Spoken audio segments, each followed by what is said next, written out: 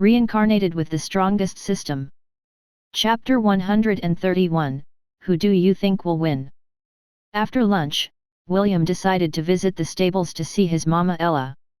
Kenneth, on the other hand, had nothing to do since he had already unpacked his belongings in the dormitory room. Since that was the case, he decided to follow William to the stables to meet the red-headed boy's second mother. Me. I missed you too, Mama. Me. William hugged Ella's neck while the latter rested her head on his shoulders. Kenneth was surprised when he saw this scene because he was very sensitive when it came to sensing the feeling of beasts. He could tell from a glance that Ella loved William very much. The same could be said for the boy who was hugging her. Because of this, Kenneth's good impression of William increased inside his heart. For the boy to show so much love and care towards an ordinary goat, made the grey-haired boy think of William as a very good person. Mama, let me introduce you to my new roommate, William said as he reluctantly took a step back from hugging his mama. This is Kenneth, my new roommate. Kenneth, this is my mama Ella. I hope the two of you get along well. Me. Hello, nice to meet you too, Ella. After the two exchanged their greetings, William took Ella out to take a stroll. He didn't ride on her back, so that Kenneth wouldn't feel out of place. Instead, he just walked by her side as they took a tour at the various facilities of the Martial Class Division. Will, are you interested in becoming the head prefect? Kenneth asked while walking beside him. To be honest, I'm not really sure, William replied. I'm the type who doesn't want to take orders from anyone. If the head prefect were to order me to do something that goes below my bottom line, I might not be able to take it and hit him with my wooden staff. Kenneth giggled when he heard William's reply. Frankly, he, too, didn't like to be ordered around by anyone. However, he had a feeling that he really wouldn't mind taking orders from this red-headed boy who had grown up tending goats in the countryside. Well, if you don't want to take orders then you can only do your best to become the head prefect, Kenneth said casually. You still have 3 days to think about it before the competition starts. William nodded his head. How about you? Are you planning to participate? No, Kenneth shook his head. I don't think I'm capable of becoming a head prefect. Let's just say that I get lucky and become the head prefect, do you think the students will listen to me? William turned his head to appraise the delicate boy from head to toe.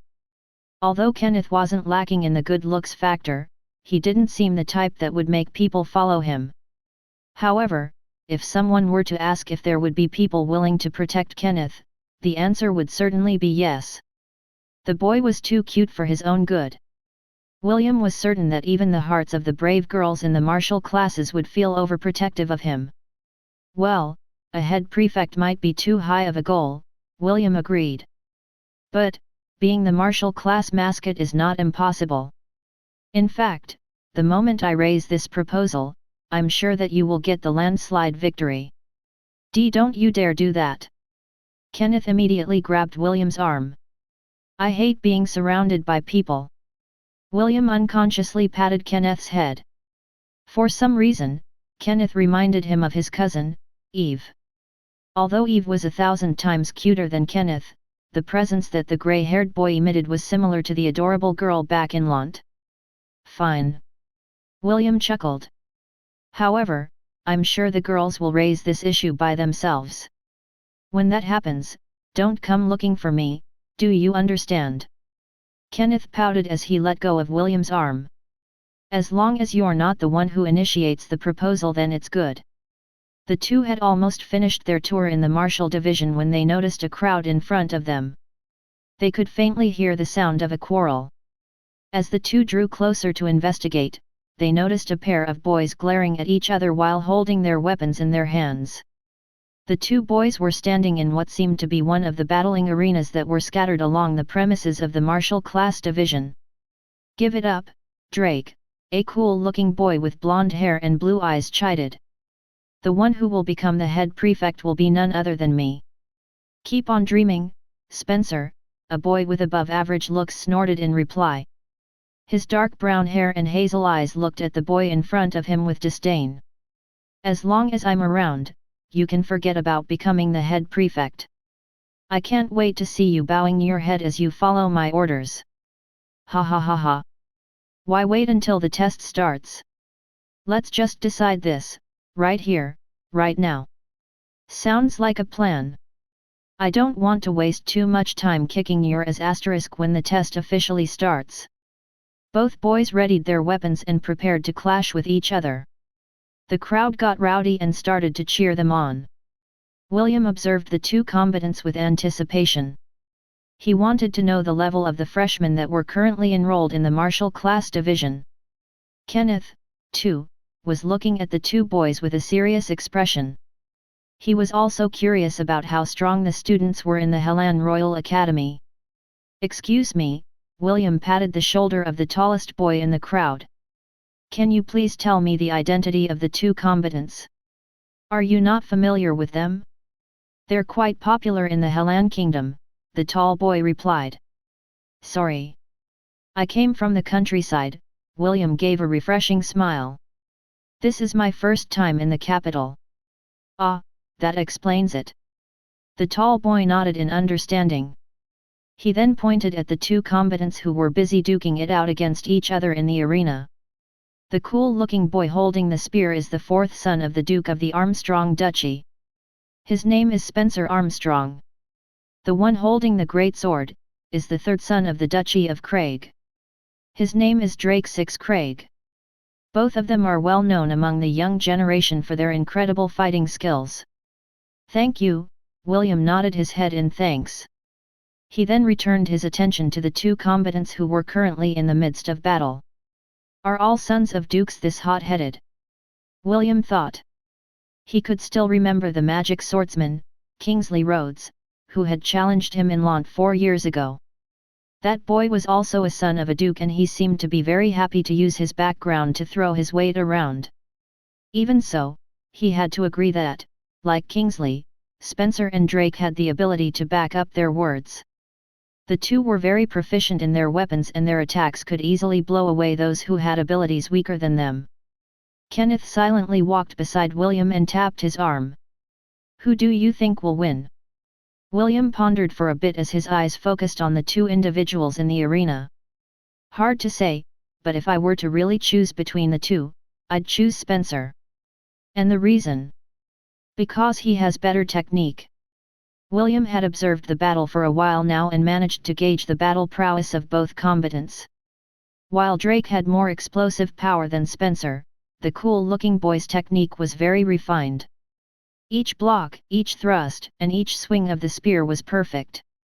There were no wasted movements, which greatly impressed William.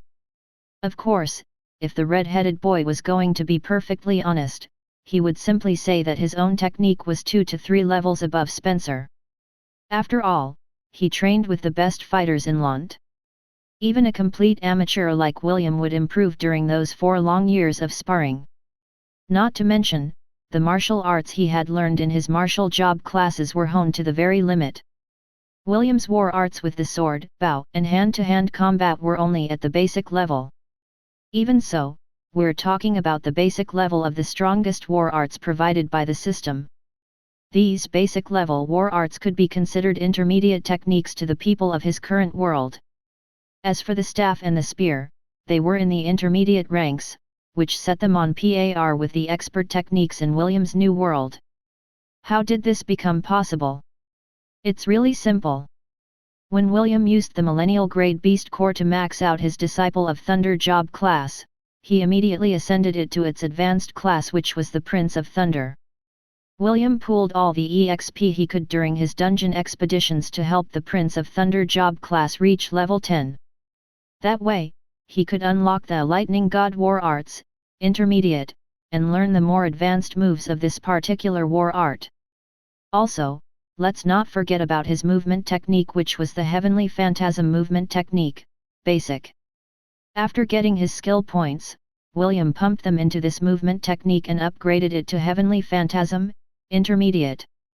With constant practice, William had made these techniques his own. If he and Kingsley were to fight again, William was confident that he would send the arrogant little prick packing. Of course, this was on the condition that Kingsley wouldn't use magic during their duel.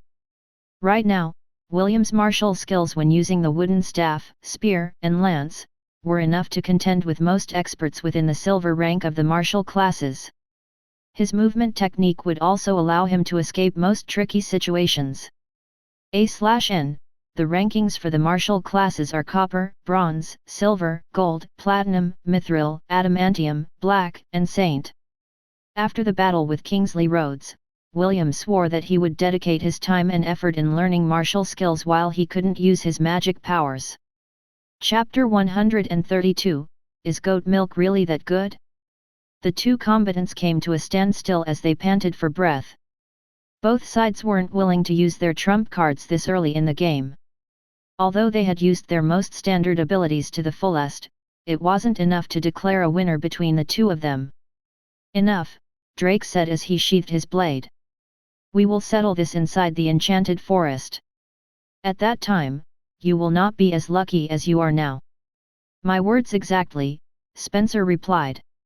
I can't wait to see the look on your face when you bow your head in front of me. The two boys snorted at the same time and left the arena. Seeing that the fight was over, the peanut gallery had also started to disperse. William was reluctant to part with Ella and the latter felt the same way. When Kenneth saw this tear-jerking scene, he decided to clear his throat and offer a solution. You know, as long as both parties sharing the dormitory room agree, then bringing Ella to our room is not a problem, Kenneth stated. Really? William immediately grabbed Kenneth's hand, which made the delicate boy flinch. Oh.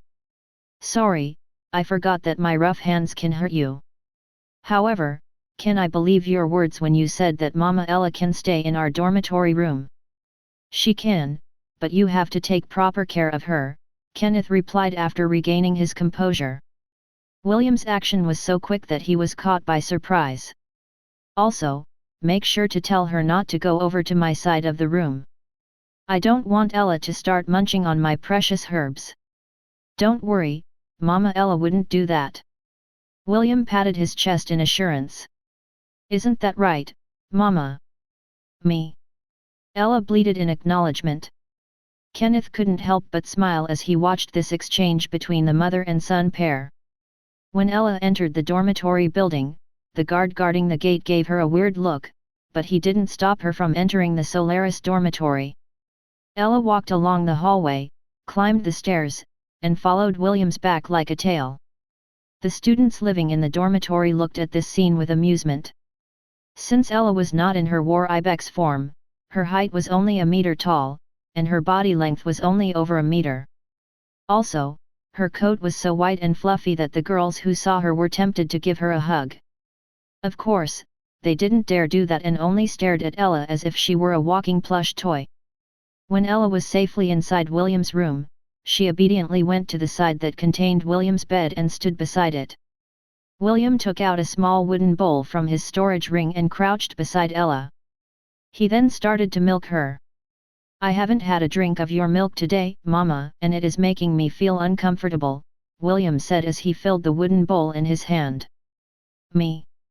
Ella bleated softly as if reprimanding William for not drinking his milk on time. You really are a shepherd.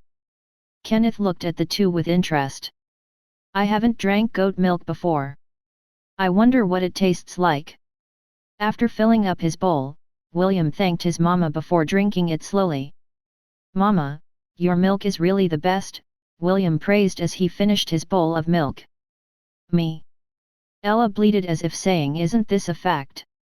The familiar notification sounded and a row of words appeared on William's screen.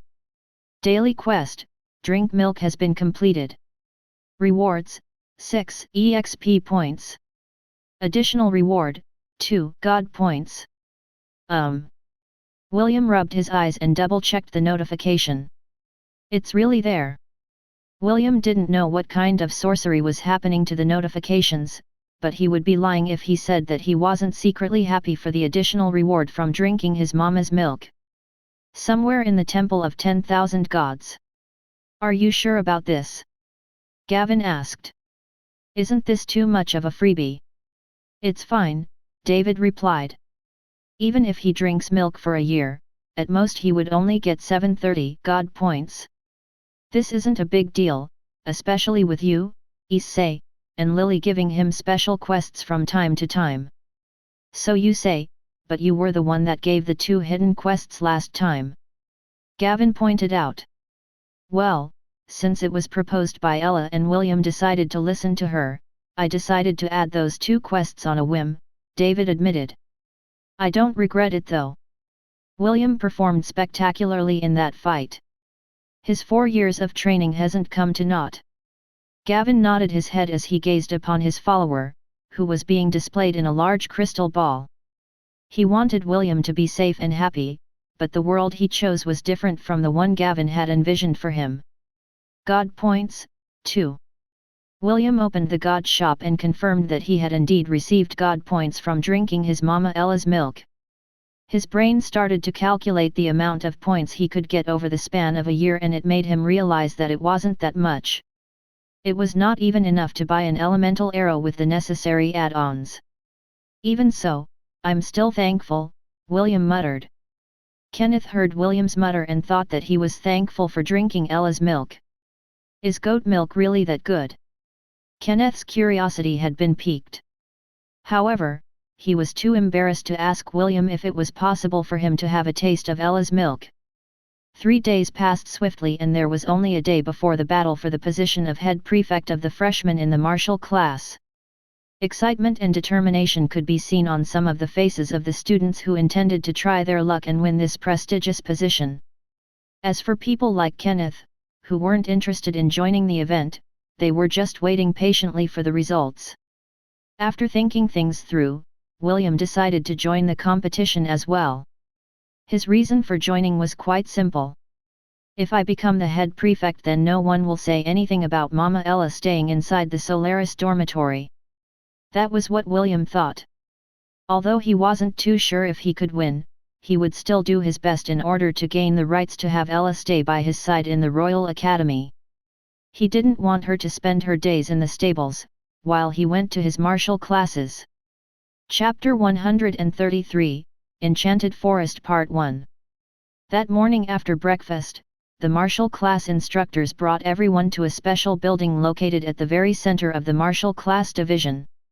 This building was called the House of Heroes. A place that was heavily guarded because it contained the entrances to 4 special domains that belonged exclusively to the martial class division. Domains were small worlds that had their own set of rules and laws. Some of these domains were filled with important resources that were useful in advancing cultivation. Others were used as training grounds to raise expert fighters, and some were used to breed rare creatures and plants that were very hard to encounter in the wilds. One of these domains was the Enchanted Forest. This forest had been used as a training ground for the students. In some cases, it was also used for special events like the choosing of the head prefect that would represent their grade.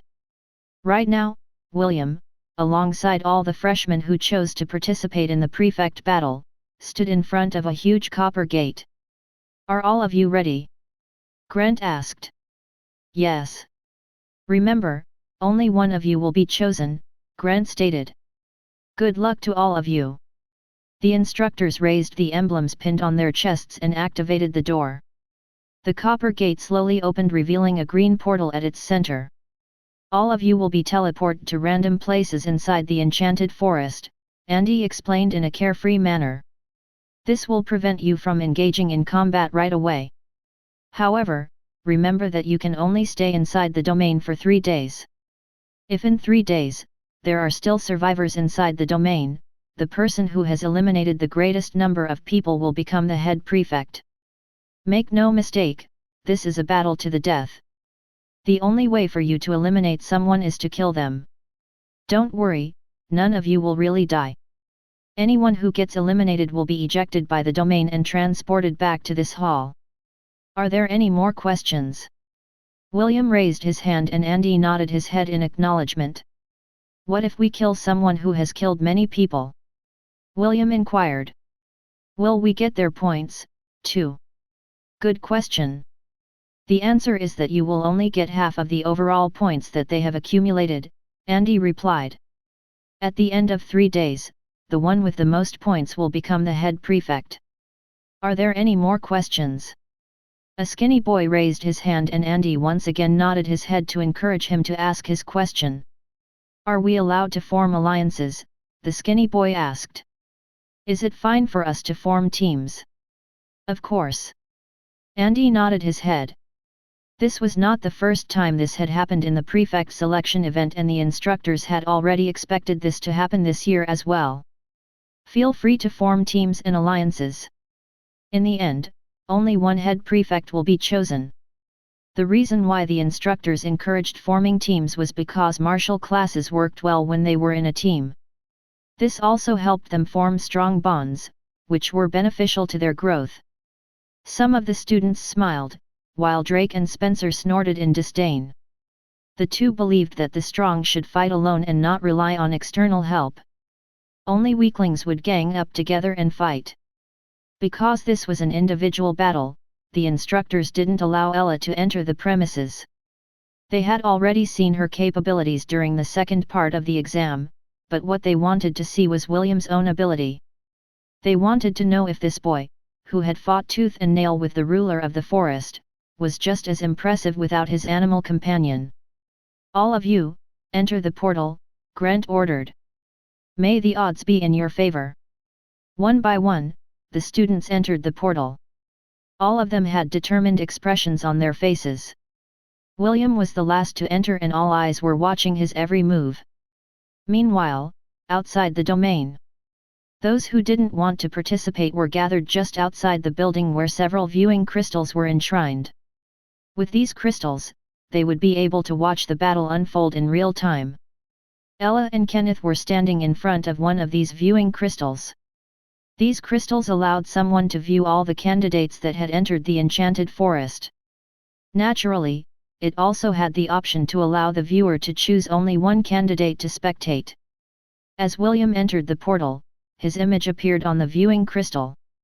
Ella bleated softly as if to cheer for William and wish him luck. Kenneth, on the other hand, was looking at William with a serious expression. Please show me the extent of your true power, Kenneth thought. I want to know if you are worthy of that person's bloodline. Please, don't disappoint me, William. When William opened his eyes, he found himself inside a lush forest teeming with life. The sounds of birds singing, the roars of beasts, and even the subtle noise of the insects reached his ears. For some reason, it made William feel a little homesick. This place reminded him of the forest near Lant. Although the fauna and flora were different, it still reminded him of home. I wonder how Gramps and the rest are doing. William thought as he immersed himself in the sounds of the forest. Does Eve think of me as well? Suddenly, he heard a very subtle buzz in the air. William chuckled internally as he exaggeratedly jumped backwards. As he did so, he saw 2 arrows flying in his direction. The arrows harmlessly pierced the tree beside William with a thud, which reminded the boy that he was participating in a battle royale and not a field trip. As an archer, who had been trained by 2 experts in Lant, it was very easy for him to lock onto his attacker's position. However, he didn't make any move to charge in that direction. Instead, he circled away and left the area.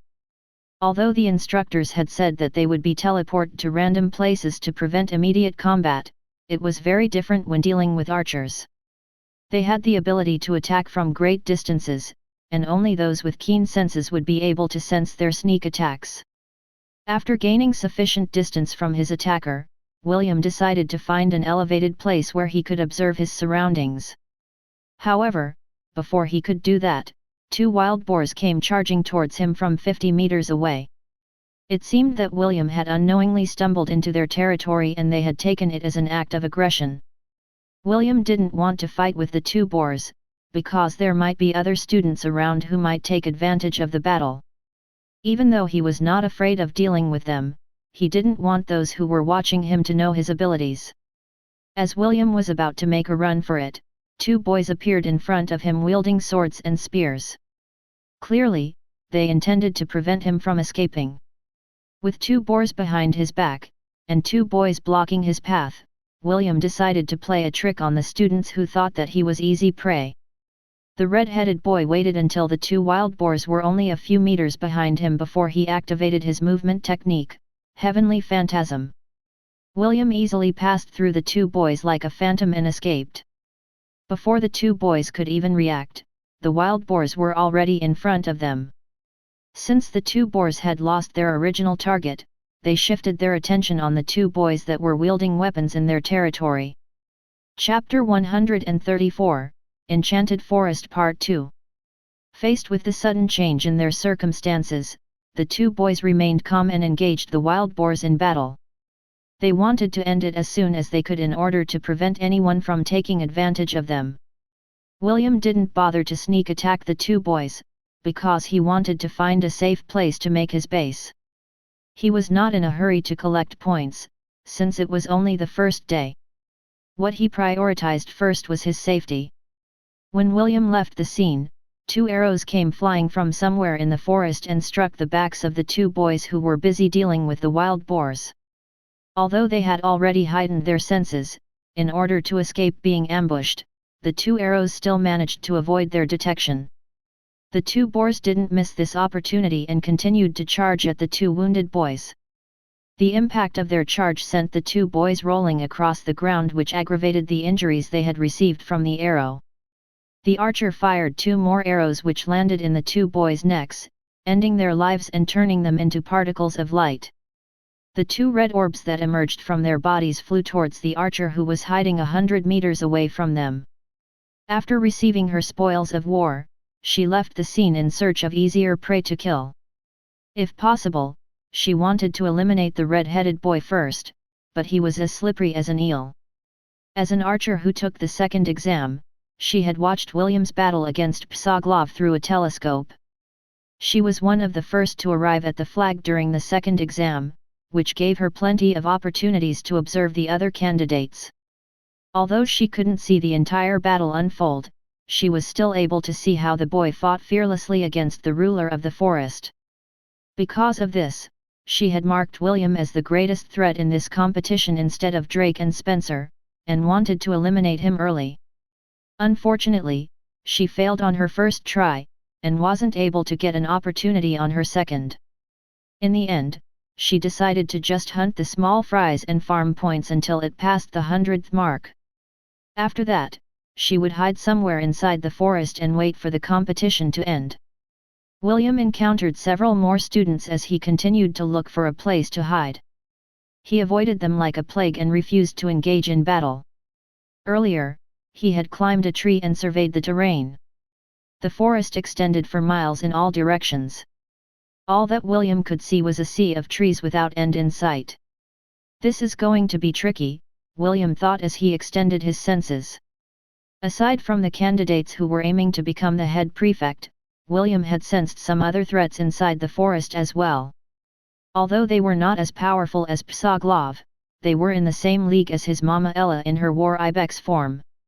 At most, threat level DS and Cs, William rubbed his chin with his fingers. They are scattered quite evenly. I guess they have already established their own territories. After pondering for a while, William decided to ask for a second opinion. System, any recommendations? William inquired. To answer the host's question, I will not participate in this event. That also means that I won't be helping the host in any way aside from changing job classes. Also, I have already disabled the mapping function. Host will not be able to take advantage of seeing his enemies on the map. Why the sudden change? William asked back. What happened to the promised friendship between the protagonist and his system? Host. You must remember. Always depending on external help will not be advantageous to your growth. I believe in the host's power. Compared to the difficulties that you have encountered in the past, this measly test is nothing. I don't know if I should be happy or not, but you do have a point. William sighed. Fine. Please change my subclass to Cavalier class. Understood. Changing of subclass has been completed. Thank you. Good luck.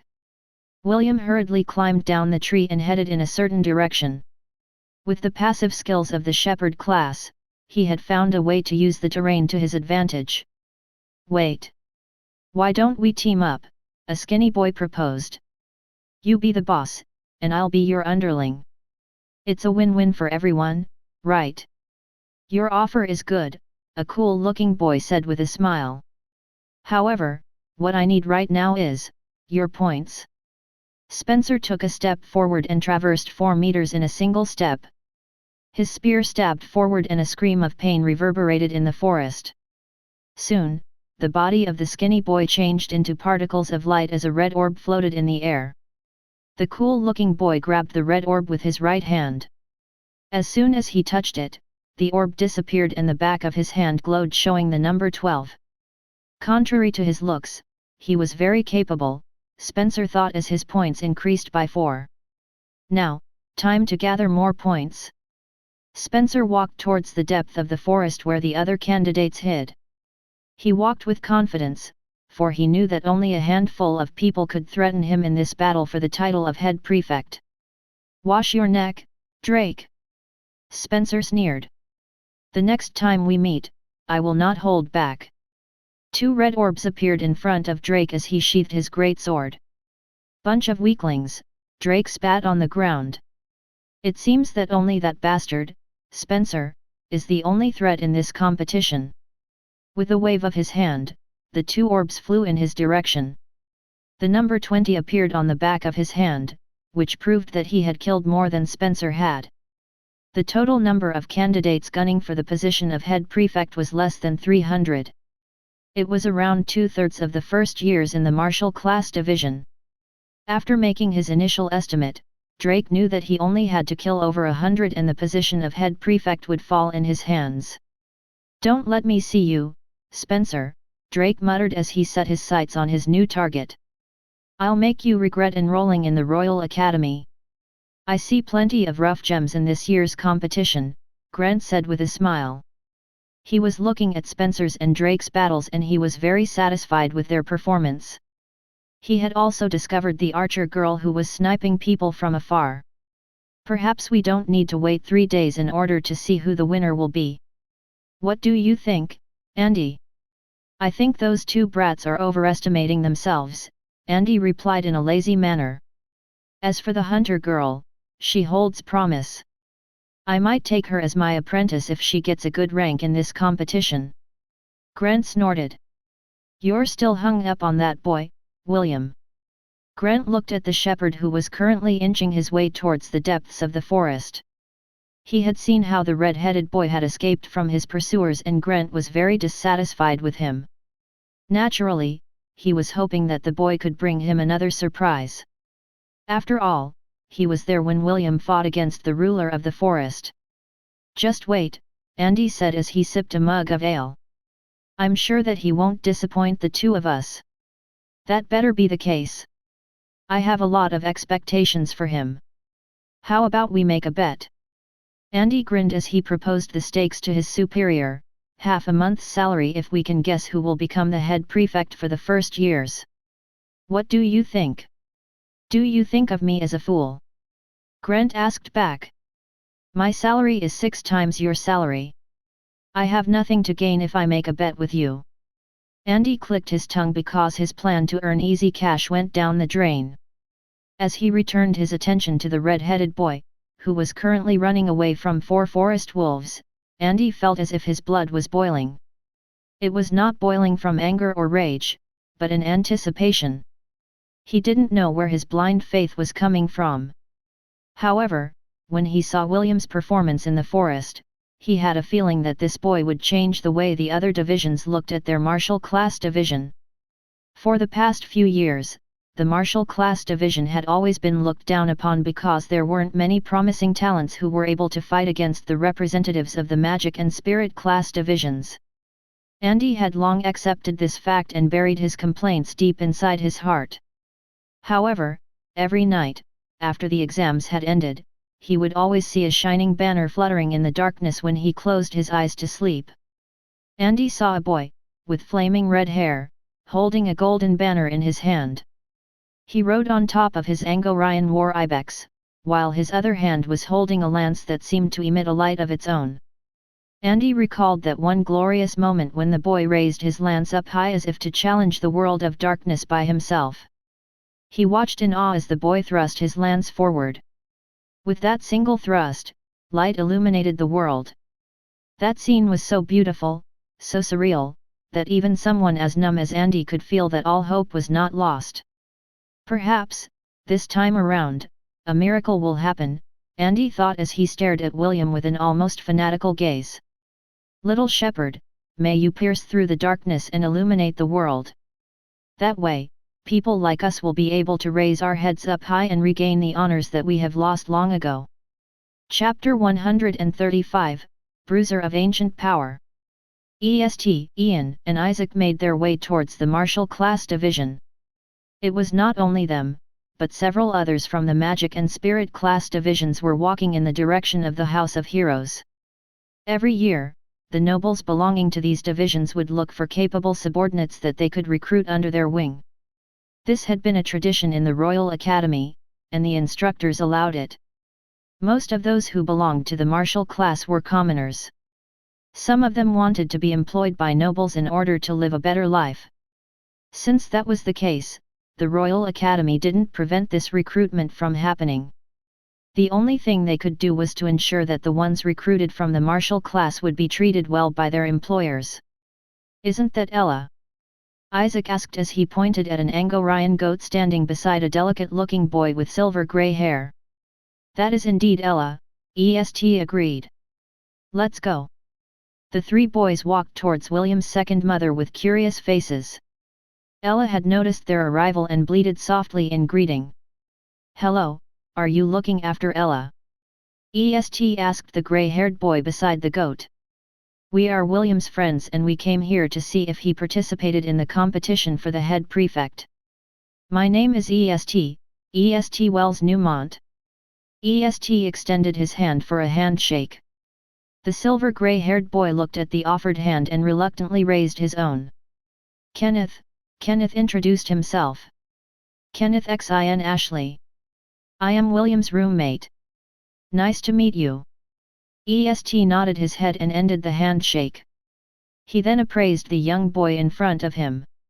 "Please, don't stare at me too much," Kenneth said as he took a step back. "I feel uncomfortable when people stare and crowd around me. Sorry if I offended you." EST apologized. "I was just curious because you are William's roommate. I'm not offended." Kenneth averted his gaze. "It's just that, this was the second time that someone took the initiative to shake my hand. My first time was with William." The atmosphere immediately became awkward because EST didn't know how to continue the conversation. In the end, he decided to look at the viewing crystal in front of him and see what the red-headed boy was up to. "What is he doing?" Ian asked as he tilted his head in confusion. "Why is he sitting on a log and whistling using a leaf instead of collecting points? Doesn't he know that you need to collect points in order to become the head prefect? Perhaps he is waiting until the last day before he makes his move." Isaac proposed. "A day inside the Enchanted Forest is equivalent to 8 hours out here in the real world. The competition has just begun, so there is plenty of time for William to make a comeback.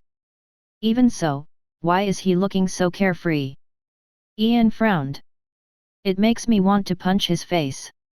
EST, Kenneth, Isaac. "Me." Ella lowered her head and pointed her horns in Ian's direction. It was just a joke." "I was just joking, Ella," Ian immediately pacified William's second mother. He had forgotten how overprotective Ella could be when it came to the annoying red-headed boy. "Me. Okay, I won't mention it again." "Me." Ella raised her head and returned her attention to her baby.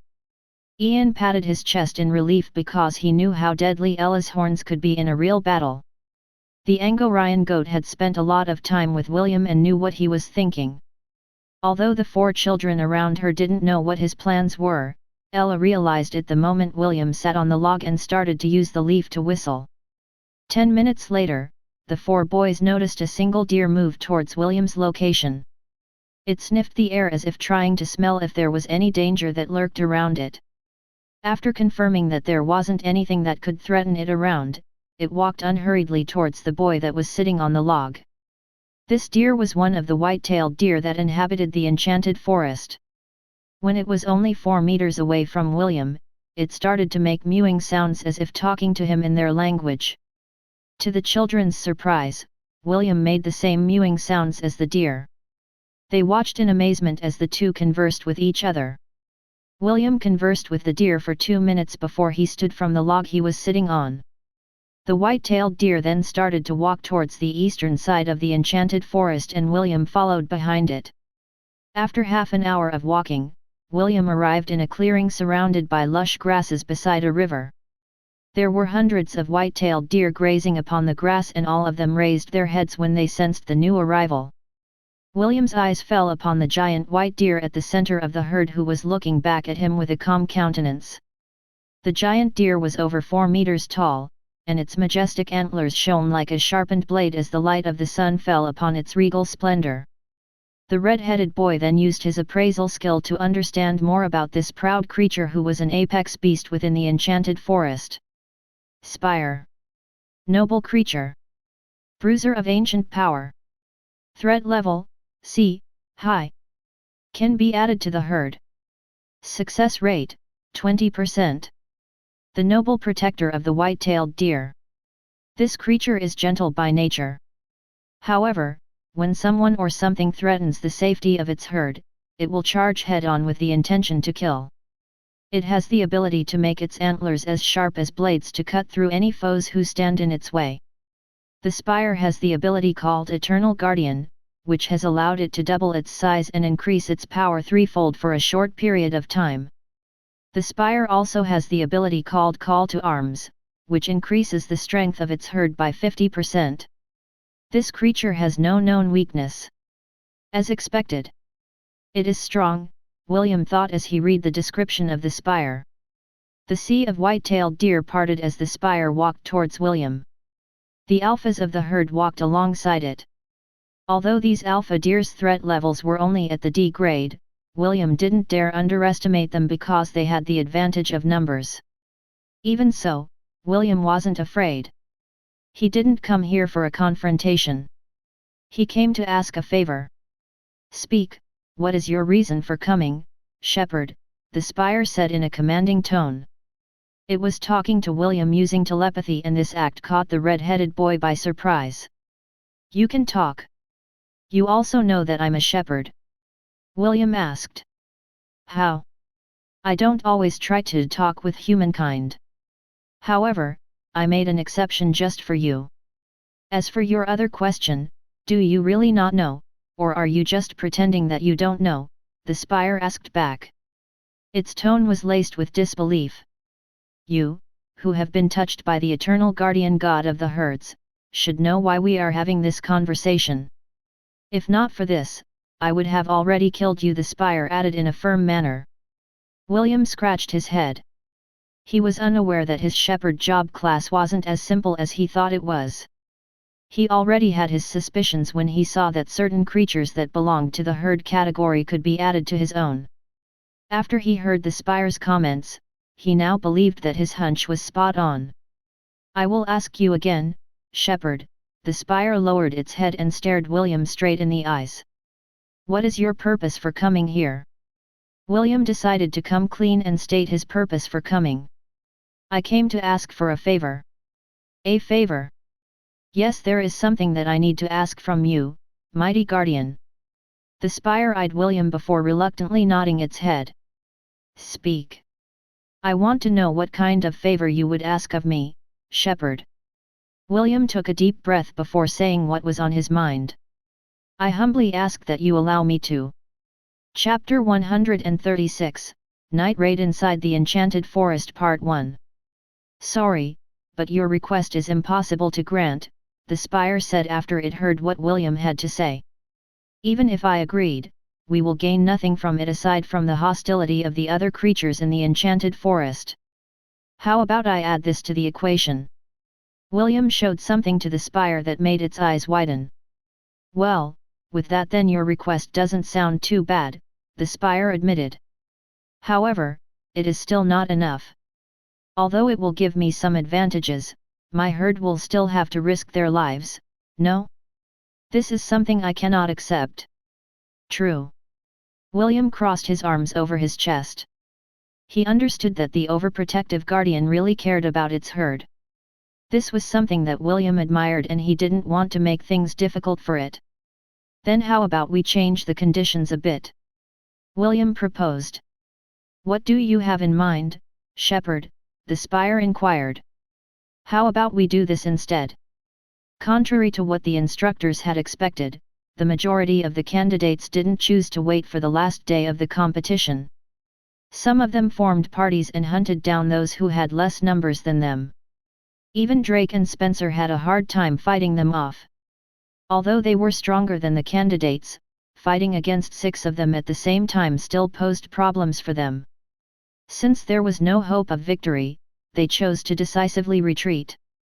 Ironically, these 2 boys met when the sun was about to set. Both of them vowed to fight against each other the moment their paths intersected, but right now, they were not in the mood for a battle. Both of them had suffered some injuries due to the united front of some of the students that formed teams. There were even teams that formed alliances with each other which made the slaughter of their rivals one-sided. In the end, the 2 decided to form a non-aggression pact with each other due to their current circumstances.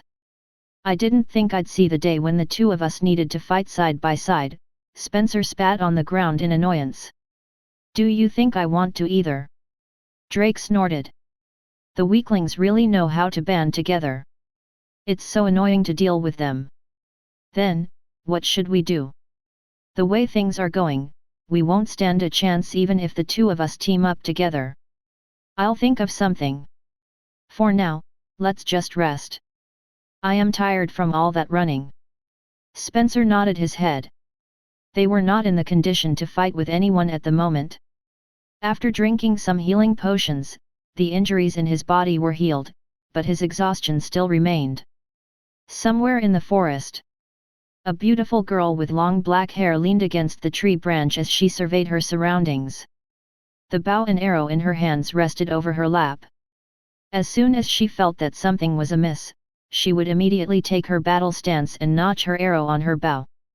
Her name was Priscilla. She was the archer who attempted to kill William when the competition had just started. On the back of her hand, red numbers appeared forming the number 30. Yes, she had killed 30 candidates all by herself. Although she was still far from her goal of 100, she was not in a hurry to hunt for more. Right now, she was resting and conserving her strength. Night had just fallen, and it would be too dangerous to move around in the darkness. It was then when she felt the forest start to vibrate. She immediately stood up on top of the branch as she extended her senses to investigate what was happening around her. The ground, the trees, and even the wind seemed to tremble. Priscilla knew that this was not a good sign, so she climbed to the top of the tree she was resting in and erased her presence. She had a feeling that this was going to be a long and dangerous night. Conrad, with this you are only a step away from becoming the head prefect, a boy wearing glasses flattered the boy who sat on a log in front of the campfire. It's still too early to say that we've already won the battle, Conrad replied. We should only let our guard down once the announcement has been made. The boy named Conrad had very sharp features. His eyes were like those of a hawk, but that didn't affect his good looks. His reddish-brown hair, and hazel eyes, made him a very attractive boy. Born in a family of marquises, Conrad had known at an early age that he must grasp every opportunity that would enable him to become stronger and increase his rank. His first step was to become the head prefect and use his position to form connections with profitable partners that would help him rise up in the ranks of nobility. He was not satisfied with being the third son of his family. He wanted his own lands, authority, and power. Because of this, he had polished his social skills and managed to convince these people to work under him. On the back of Conrad's right hand was the number 20. His subordinates had helped him deal the last blow to the candidates so that their points would belong to him. The number of people in his party was 10. Right now, they were the biggest faction within the Enchanted Forest, and a favorite of some of the instructors in the martial division. As he was talking, one of his subordinates stood up and scanned the surroundings. "Did you hear that?" a chubby boy with dark brown hair asked as he continued to remain vigilant. "I didn't hear anything," the boy wearing glasses replied. "Why? Is there something wrong?" "I heard distant rumblings coming from the center of the forest," the chubby boy replied absent-mindedly. "If my hunch is right, something is happening and it is definitely something big." Everyone in Conrad's group stared at the chubby boy with serious expressions. They didn't doubt his warning because the chubby boy was an excellent scout. He was always the first person in the group to detect the position of the students that they had hunted down earlier in the day. "Do you think it poses a threat to our group?" Conrad asked. His hazel eyes looked at the chubby boy and waited for his answer. "My hunch tells me that it is so," the chubby boy replied. "I'm afraid that we need to increase the number of the night watch just to be on the safe side." "Very well," Conrad agreed. "We will follow your advice." Conrad was about to say more when he heard a scream in the distance. The sound of beast roars and howls followed suit as the scream died down like a fleeting dream. The entire group immediately stood up and readied their weapons. "Dave, take us immediately to a place that you deem as safe," Conrad ordered. "I'm afraid that it's already too late." The chubby boy licked his lips as he scanned his surroundings. There is no more safe place inside the Enchanted Forest. Another loud scream pierced the night and all the remaining candidates felt the hairs on the back of their necks stand on end. The number of screams were becoming more frequent and each scream was laced with fear and desperation. Drake and Spencer were running in the opposite direction of where the screams were coming from. They knew by instinct that those poor souls had encountered a tragedy and it was not caused by human hands. "I've heard in the past that the beasts inside the Enchanted Forest would occasionally attack the students that appeared inside it," Spencer said as he continued to run. "However, this is something unheard of."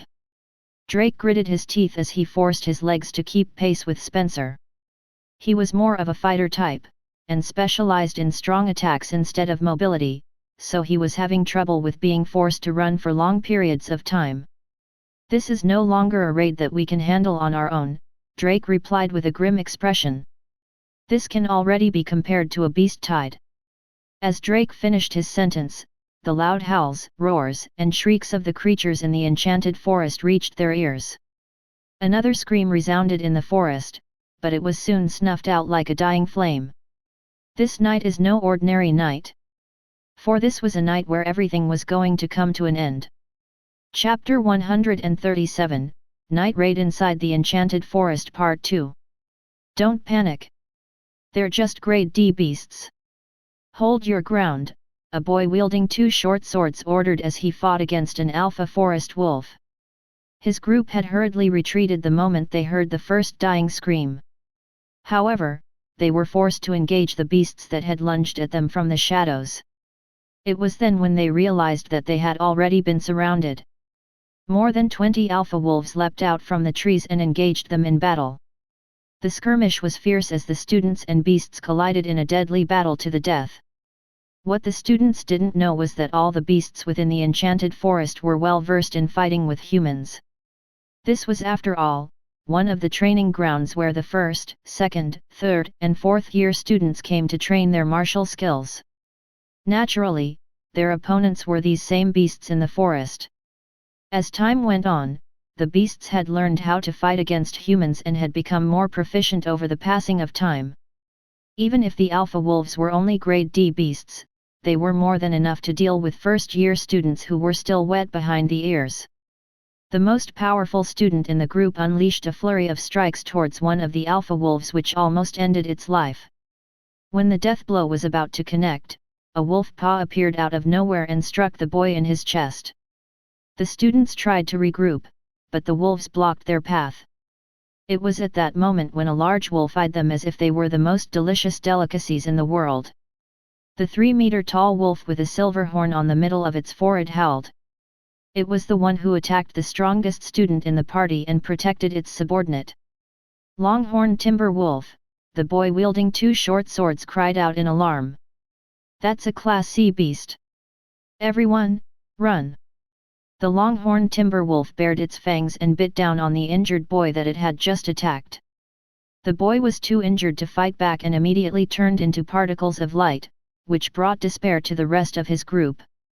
They were still able to defend each other due to their group's strongest warrior, but now that he was gone, their formation easily crumbled into pieces.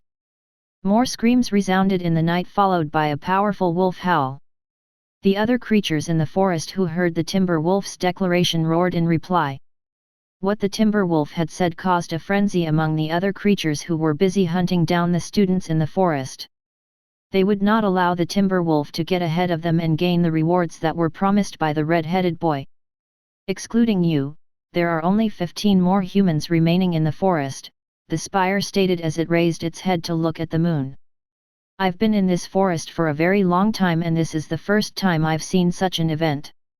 I guess this is to be expected of the one chosen by our eternal guardian. Spire, don't be too overconfident, William reprimanded the beast. Never underestimate humans. They are the most cunning and vicious species on the planet. Although we might be winning now, it is too early to tell who is going to have the last laugh. True, the spire admitted. Even so, this is already a good result, no? Indeed. William nodded his head. To be honest, this is already better than I expected. The spire turned its head to look at the boy riding on its back. Anyone would be moved by the rewards that you have offered. Only fools will reject this kind of opportunity to become stronger. So you say, but, didn't you reject the offer I gave you earlier? William teased. If you agreed, wouldn't you have become the dominant beast in this enchanted forest? How come you didn't grab hold of that opportunity? You don't understand, William. The spire shook his head. We are creatures of the herd and the deer of the forest are pacifists. We don't like to fight, but prefer to spend our lives living in peace. Even if I become stronger than the others, then what of it? It will just disrupt the balance that has been maintained for more than a century. William didn't try to persuade the spire because he knew that it was a noble and proud beast. He just told it to come and find him if it ever changed its mind in the future. The red-headed boy and the guardian of the herd had created an equal pact with each other.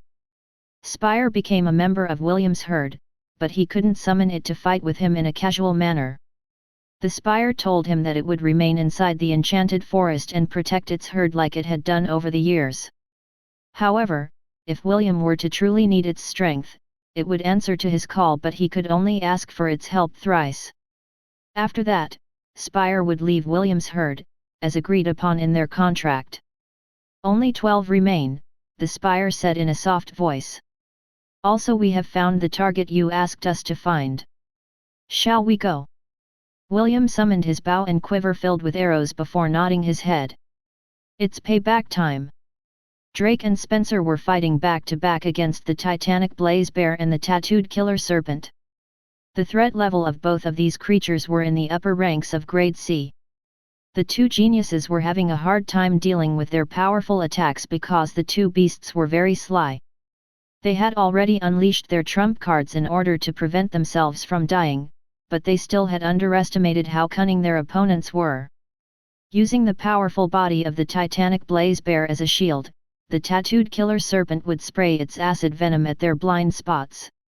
Although they were able to react in time, they were still unable to prevent themselves from receiving the titanic blaze bear's powerful attacks, which hit as hard as a charging bull.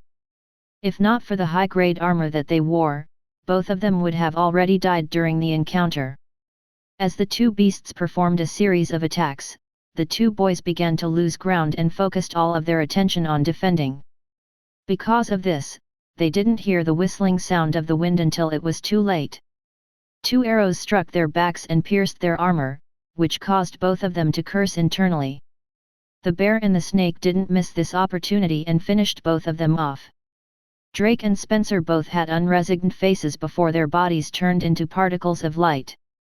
Never in their wildest dreams did they think that they would be eliminated from the competition in this manner. When their bodies disappeared, 2 red orbs shot towards Priscilla, who was busy making her escape. After killing Drake and Spencer, she was no longer in the mood to hunt for other students. She had already decided to hide until the competition ended.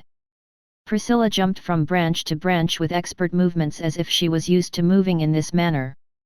Suddenly, while she was still in mid-air, she heard a subtle buzz from behind her.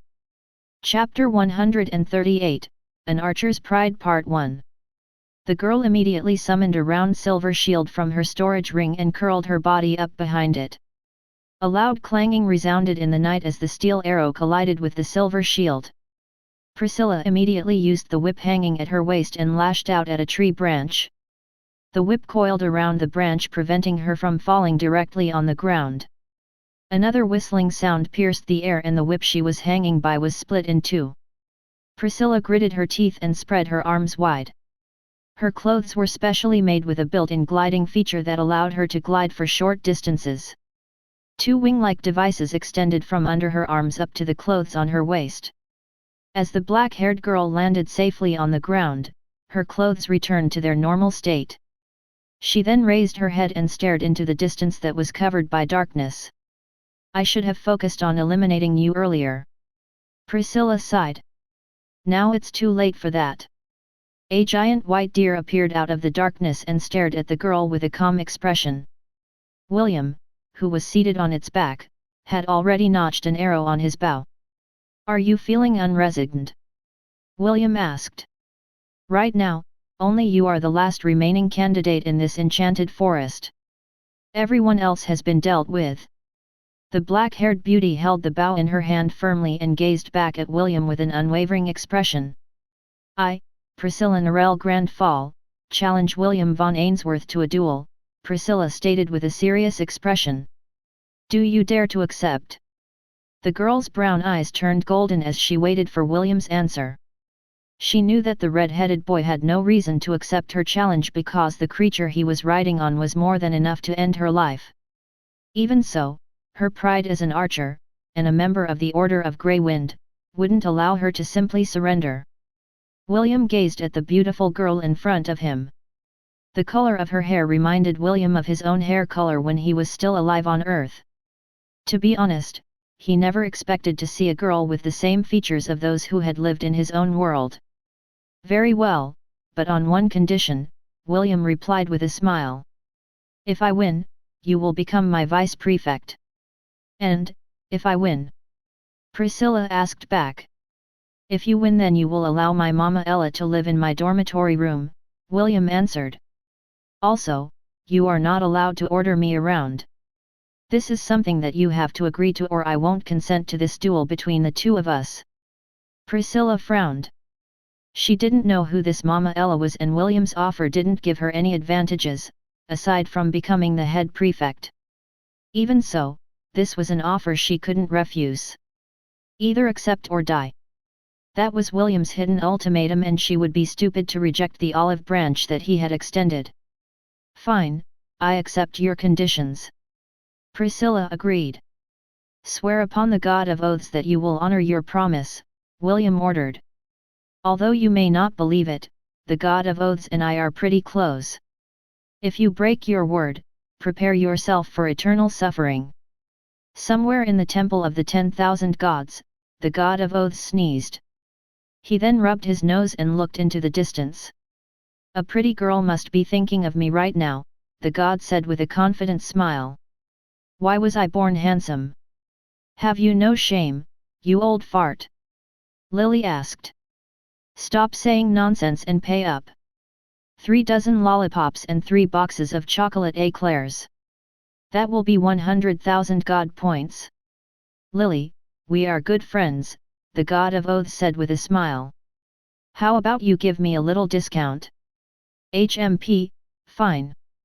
Lily snorted. 95,000 god points. "Deal." The God of Oaths hurriedly paid the lowly goddess. He then walked away while whistling a happy tune. The god of contracts bought these sweets as a gift to his sugar babies.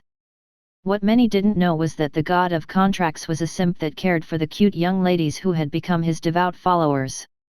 Priscilla took a deep breath and swore upon the god of oaths. This was the first time she'd heard of this kind of god, and she thought that William was only joking with her. Even so, since this was her last chance, she could at least pretend to follow the procedure for a chance of survival. Good, now I'm giving you exactly 2 minutes to run away. William gazed at her with a calm expression. After 2 minutes, our one-on-one battle will begin. Don't worry, the beasts will not hinder or attack you during this time. This will be a one-on-one battle, just like you wanted. Priscilla nodded her head and ran in the direction opposite of where William sat. She needed to distance herself from William so that she could fight to the fullest using her bow and arrows. For the first time since she entered the Royal Academy, the black-haired girl felt her blood boiling due to anticipation. She had fought with many archers in the Kingdom of Frisia, but this was the first time she would be fighting against someone in the Hellan Kingdom. The Kingdom of Frisia specialized in archery skills. It was the kingdom where the best archers and arcane archers were born. Deep inside, she was thankful that William agreed to her unreasonable challenge. Even though she still didn't understand why the red-headed boy agreed to her request, she didn't think much about it. What was going on inside her head was the opportunity to see just how powerful the archers of the Hellan Kingdom were. What she didn't know was that the bow arts that William used didn't belong to the Hellan Kingdom. It belonged to the system. The system had chosen the most suitable bow art it could so that it would be compatible with William's current constitution. It was not only Priscilla's blood that was boiling. William could also feel his competitive spirit rising as he gripped the bow in his hand. Back in Lant, John and Trent had taught him how to wield the bow. Trent was a sentinel, a bona fide dragon slayer, and the knowledge and techniques he had shared with William were priceless. John, on the other hand, specialized in mounted archery. Riding his partner, Blitz, he was a force to be reckoned with in aerial combat. These two masters didn't skimp on imparting their knowledge to William, which made him improve by leaps and bounds. Although the system had given him the cheat to learn archery in a heartbeat, the proficiency that he gained during those countless days of training was not a joke either. William practiced shooting his bow almost every day. It had become a habit for him, just like how he went into withdrawal when he didn't drink his mama's milk. The reason he accepted Priscilla's challenge was because this was the first time he would be battling against another archer. He deemed that it was necessary to gain experience in a real duel because it might be helpful for him in the future. Deep inside, he also wanted to prove to his two teachers that their days of teaching him were not in vain. The spire looked back at William and sighed. It couldn't understand why the boy decided to do something so foolish. William had no need to accept the challenge because the spire could easily kill Priscilla with a single move. Humans never fail to astound me. The spire sighed as it looked up at the moon. It knew that after this event, the beasts inside the Enchanted Forest would never be the same again.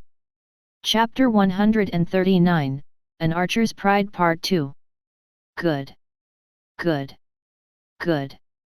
Andy clapped his hands in happiness. A one-on-one battle between archers. What a way to end the competition for the head prefect. Grant, who was sitting beside Andy, had a dumbfounded expression on his face as he looked at the red-headed boy in the viewing crystal. An hour ago, he was still monitoring Conrad, Drake, Spencer, and Priscilla in the viewing crystal. However, the sudden intrusion of the beasts had brought the competition to a hasty end. It was just as Andy said, only William and Pear Cecilia remained inside the Enchanted Forest. The winner of their duel would decide on who the next head prefect would be. Since Grant hadn't been paying attention to William earlier, he didn't see how the boy managed to convince the creatures in the forest to fight for his cause. He tried to ask Andy what had happened earlier, but the annoying hunter only gave him a smug smile.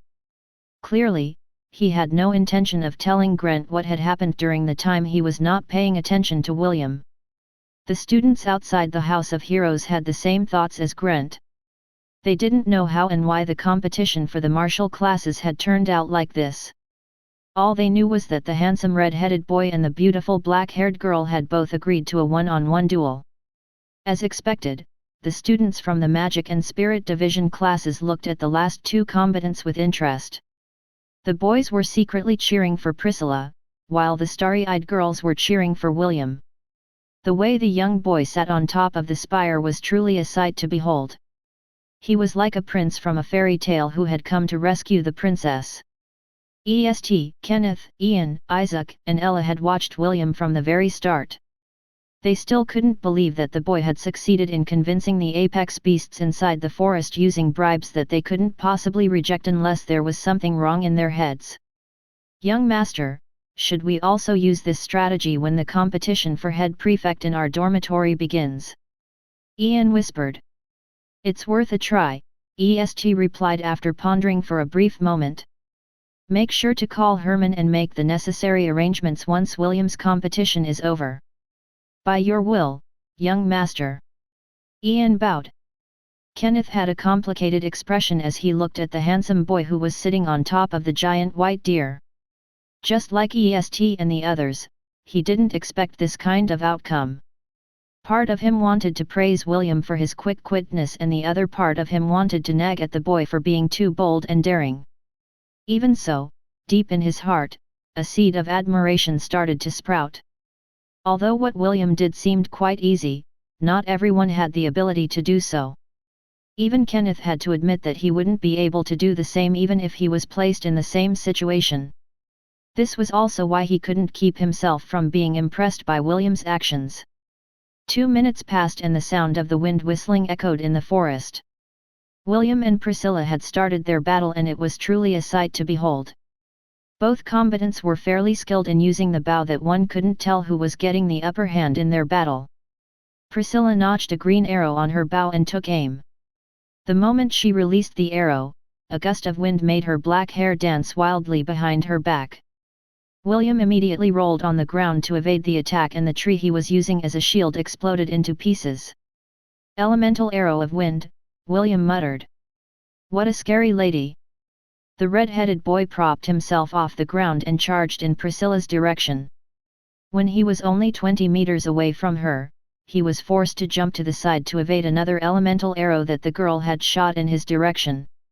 Contrary to William's expectations, the arrow exploded in mid-air and sent out a blinding flash of light which caught William by surprise.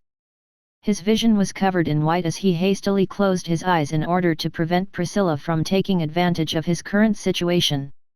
The black-haired girl knew that she had succeeded in her blinding attack and immediately went in for the kill. She fired consecutive shots towards William, and the latter dodged them by rolling on the ground until his head bumped into a tree. The students who were watching the battle laughed out loud as William held his head in pain. Even EST and Ian, who had a serious expression earlier, were all smiles as they saw the arrogant and narcissistic boy suffering from Priscilla's brutal counter-attack. Ella simply watched with amusement. She was not worried about William getting blinded or anything. After all, they had suffered worse under Oliver's and Celine's hands during their training. How could she not know that William was only putting on an act in order to lower his opponent's guard? She and her baby would often spend half of the day in eternal darkness and mastered the art of finding their enemy amidst the world that was painted black. Priscilla was getting annoyed because none of her arrows were landing on her target. She was sure that William was suffering from temporary blindness, but it would only last for a few minutes. Out of desperation, she decided to move to close-quarter combat. She was not only proficient in using the bow, she was also trained to fight using short swords and daggers while she was in the Kingdom of Frisia. To her surprise, William stood up from the ground with his eyes still closed and knocked an arrow on his bow. He then fired a point-blank shot in Priscilla's direction which almost ended the battle. Fortunately, Priscilla's heightened senses allowed her to dodge to the side as she closed the gap between the red-headed boy. Sensing that his attack had missed, William twisted the bow in his hand and it miraculously changed its shape. Instead of a bow, the red-headed boy held two curved scimitars in his left and right hands. He then took a step forward and executed a deadly flurry of blows that almost blew Priscilla off her feet. When William changed the form of his bow, he hurriedly ordered the system to change his job class to fighter. Although he spent only 1.5 months in training this job class with his grandpa, it was more than enough for William to enhance his repertoire in close-quarter armed combat. The red-headed boy's series of attacks was like a deadly sword dance. This slashing maneuver was under the dual-wielding specialties of his executioner war art, basic, from the fighter job class. Priscilla gritted her teeth as she was forced to defend herself from William's overpowering move. With a loud shout, she twisted the short swords in her hand and applied half of her full strength in an effort to disarm the shepherd. Her short swords, along with William's scimitars, flew an arc into the air and dropped on the ground behind them. As a last resort, Priscilla used the disarming skill that she had been taught by her father, that was meant to be used for this exact situation. Using the strength in her legs, she closed the distance and prepared to deliver a straight punch to William's chest in order to turn the tide of battle. It was at this moment that William opened his eyes and smiled. The effect of the flash arrow had ended and he had regained his vision.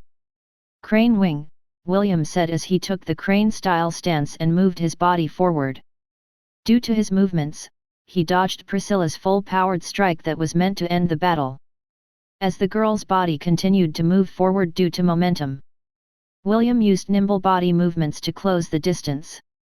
Priscilla hurriedly turned her body around to kick the boy, but was met with an open palm strike that hit her squarely in her stomach area. The blow took Priscilla's breath away as her body bent down through reflex. William then moved behind her back and summoned his bow and adamantium arrow. "Since you like backstabbing people so much, I'll let you feel what it's like to get backstabbed," William said before firing the arrow at point-blank range. The adamantium arrow pierced behind Priscilla's back, and made its way to her heart. Priscilla, the beautiful girl with black hair, fell down on the ground, and turned into particles of light. "How dreamy," a girl exclaimed. "Oh! If only he was a prince, I'd definitely marry him." "You don't want him?" "I'll take him then," her best friend declared from the side. "You can't." "I can." Similar conversations were happening between the girls of the Magic and Spirit class divisions. They were very impressed with William's performance and all of them were planning to make him their subordinate. Not to mention, William was a half-elf. Although his race wasn't rare, they were blessed with good looks and the red-headed boy was particularly dashing during the fight against the black-haired archer. Even some of the boys felt like having a subordinate like William would increase their prestige. Some were already thinking of ways on how to bribe William to become part of their entourage. "I do not wish for dominion, but there are things that I must protect no matter what," William said softly. He then looked at the moon in the sky and sighed. Spire walked in front of him and lowered its majestic head. William lightly patted its head before telling it to properly distribute the rewards that he had promised to the beasts of the Enchanted Forests. The girls who saw this scene were starstruck because Spire was a very noble and beautiful creature. Standing beside the boy made him look like a hero that was just taking a stroll in the wilderness. Some of the girls even thought of asking William to become their lover. With such a handsome and powerful warrior by their side, they would definitely be the envy of the other girls in the academy. The red-headed boy was unaware of what the people outside the domain were thinking. He was just glad that the competition was finally over. He then gave a meaningful glance to the spire and the latter nodded its head in acknowledgement. "See you later, shepherd. Take care, guardian of the herd." As if waiting for that cue, William's body turned into particles of light and he was ejected from the domain. The battle for the position of the head prefect was over and William had won against all odds. With this, a new era would dawn upon the first years of the martial class division in the Helan Royal Academy.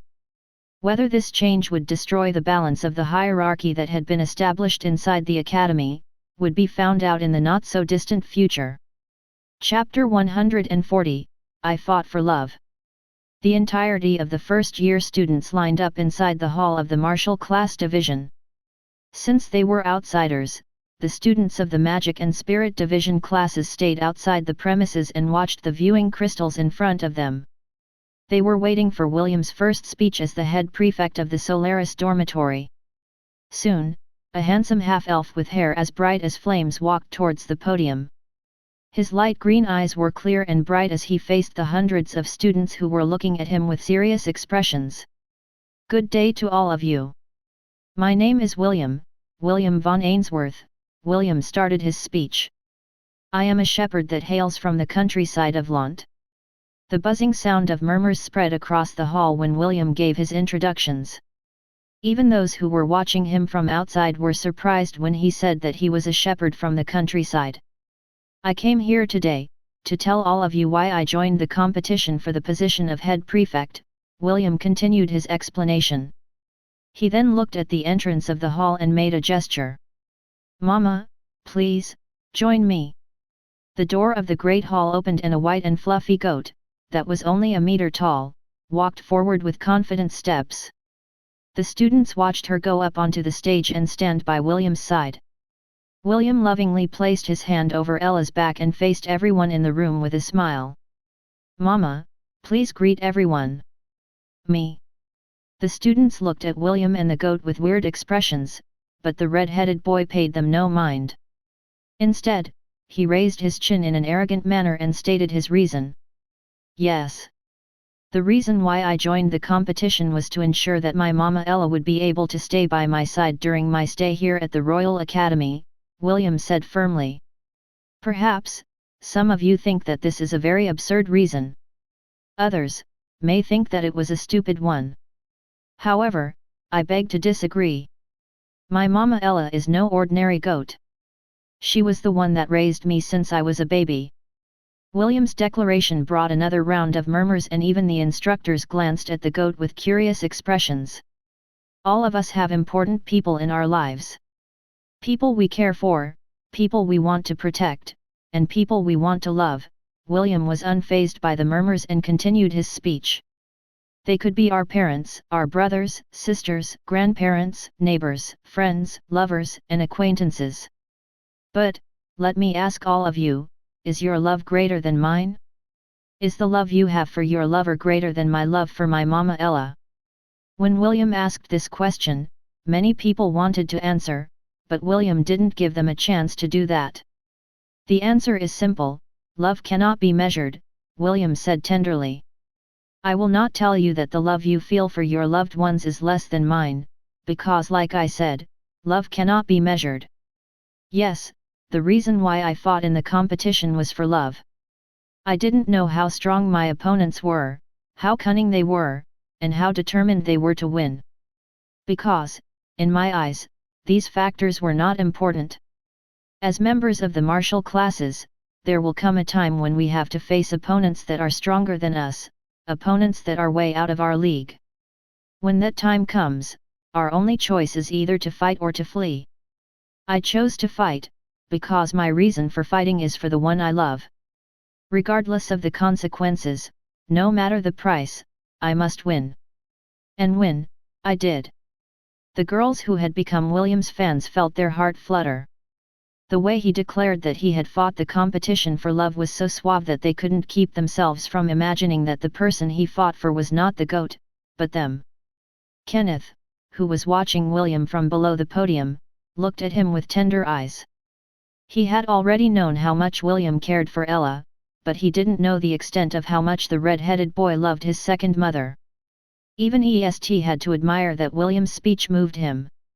Ian and Isaac felt the same. They too had people they cared for and wanted to protect. William was right, love was something that could not be measured. The great hall descended into silence, as the students unconsciously clenched their hands.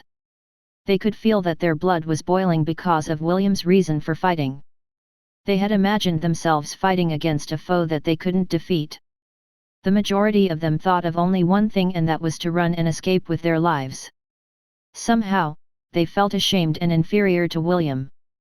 They could feel his strong determination to win. Even those who initially held grudges towards him, found themselves unable to hate him. Those of the martial classes respect the strong, even if they couldn't accept the outcome of the competition, they had to admit that they couldn't achieve what William had done inside the Enchanted Forest. Of course, I know that some of you are dissatisfied with me. William smiled and casually flipped his hair. But, what of it? I admit that some of you may be stronger than me, but physical strength alone doesn't win battles.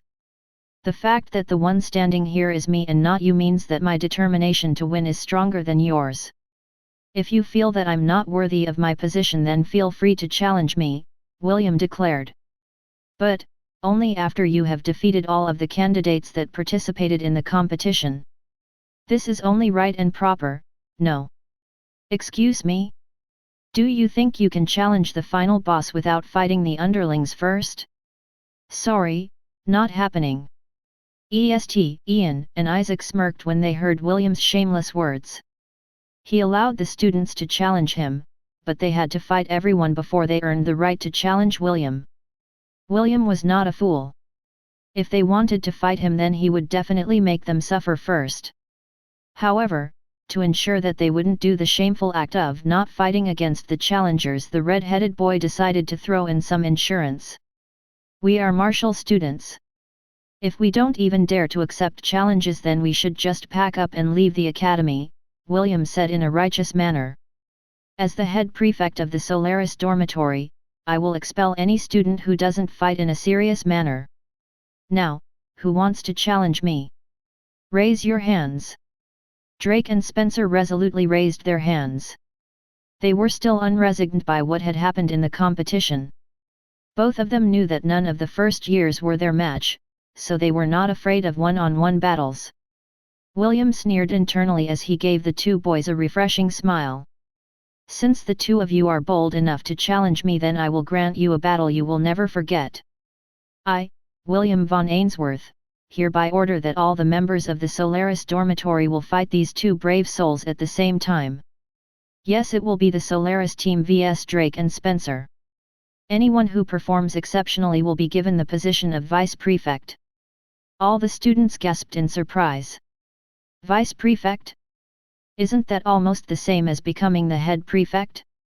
Under one person, but above hundreds of students, this was a position that could be considered as the next best thing. Priscilla had agreed to become William's vice prefect in the Enchanted Forest, but she felt that she was undeserving of the role. This was also the reason why she talked to William to have their contract revoked. The red-headed boy admired the black-haired beauty's resolution, so he agreed to her request. William felt that if he forced Priscilla to become his vice prefect using the contract, it would just make things awkward for the both of them.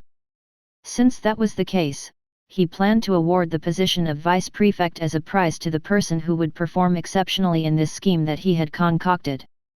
All the first years stared at Drake and Spencer as if they were the most delicious food that they had seen in their lives. Some of them were already itching to start the battle and become the vice prefect of the Solaris dormitory. Shameless! Ian almost spat on the ground. This fool really knows how to take advantage of his position. All the admiration he had for the boy earlier had evaporated into thin air.